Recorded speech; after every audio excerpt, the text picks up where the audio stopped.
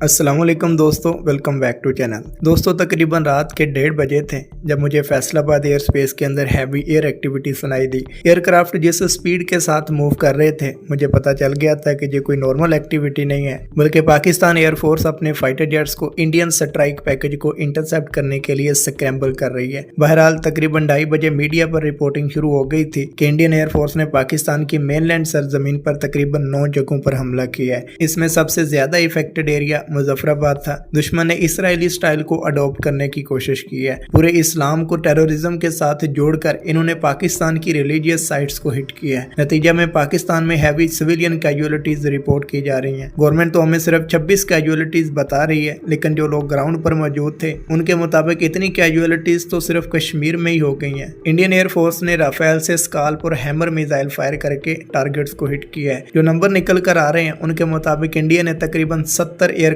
Use करके 2 waves के अंदर हमला किया है। पहली वेव के अंदर तो इनको कामयाबी मिली और उन्होंने अपने टारगेट्स को अचीव किया, लेकिन सेकंड वेव के अंदर पाकिस्तान एयरफोर्स के एसेट्स एक्टिव हो चुके थे तो इंडियन एयरफोर्स को मुकाबले की टक्कर मिली है। इस वक्त तक रिपोर्ट्स बता रही हैं कि इंडियन एयरफोर्स के 5 फाइटर जेट्स को शॉट डाउन किया गया। इन एयरक्राफ्ट में 3 राफेल, 1 सुखोई 30 MKI और 1 MiG-29 शामिल है। सबसे पहले राफेल को M88 फ्रेंच इंजन से आइडेंटिफाई किया गया था, लेकिन अब वर्टिकल स्टेबलाइजर का रैकेज भी ओपन सोर्स इंटेलिजेंस वालों ने ढूंढ निकाला है, जिससे मजीद कंफर्म हो गया कि BS001 नंबर का राफेल शॉट डाउन किया गया। यहाँ पे PL-15 और पाकिस्तान एयरफोर्स के ही HQ-9B ने इंपॉर्टेंट रोल प्ले किया है। इंडियन एयरफोर्स की सेकंड वेव को जो लॉस पहुंचा है, इससे पाकिस्तान एयरफोर्स को मॉडर्न हिस्ट्री की सबसे बड़ी BVR विक्ट्री मिली है। यहाँ पे मैं नोट कर रहा हूँ कि सारा क्रेडिट J-10 को दिया जा रहा है, लेकिन याद रहे JF-17 को भी PL-15 मिसाइल से इक्विप किया गया है, तो JF-17 ने भी यहाँ पे की रोल प्ले किया है। इंडियन आर्मी बथिंडा एयर बेस के करीब पर्दे लगाकर राफेल का रैकेज इकट्ठा कर रही थी, लेकिन क्योंकि रैकेज एक जगह पर नहीं था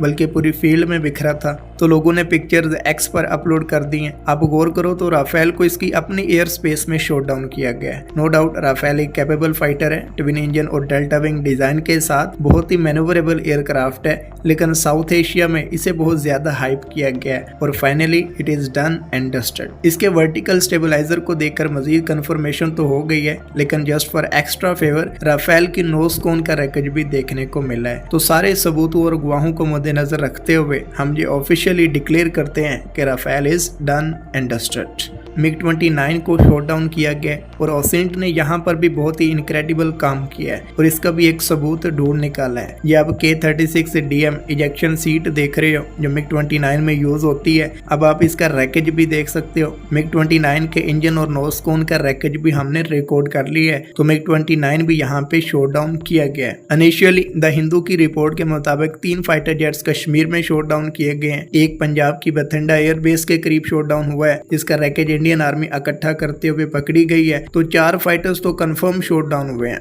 5वां फाइटर कहां पे शॉट डाउन हुआ है इसके बारे में रिपोर्ट नहीं है, लेकिन 5 में से एक HQ-9B ने भी शॉट डाउन किया है। इंडियन एयरफोर्स ने देखा जाए तो काफी बड़ा ऑपरेशन किया है और इसी निस्बत से इसके लॉसेस भी ज्यादा हैं। 5 तो फाइटर जेट शॉट डाउन हुए हैं।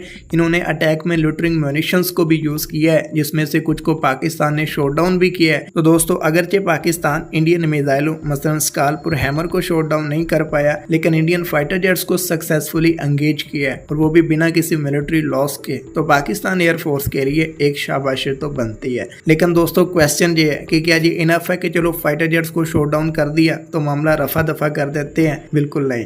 इंडियन एयरफोर्स ने पाकिस्तान की मेनलैंड को हिट किया है और हमारी तरफ हैवी ह्यूमन लॉस हुआ है। पाकिस्तान को काउंटर स्ट्राइक करना पड़ेगा, टिट फॉर टैट होना चाहिए। दोस्तों यहाँ पे 26+ इनोसेंट लाइव्स का सवाल है जिन्होंने भारतीय मिसाइलों की जद में आकर अपनी जान दी है। हम पर लाजम है कि इनका बदला लिया जाए। होप सो पाकिस्तान एयरफोर्स फिर से कौम का सर फख्र से बुलंद कर देगी। पाकिस्तान जिंदाबाद।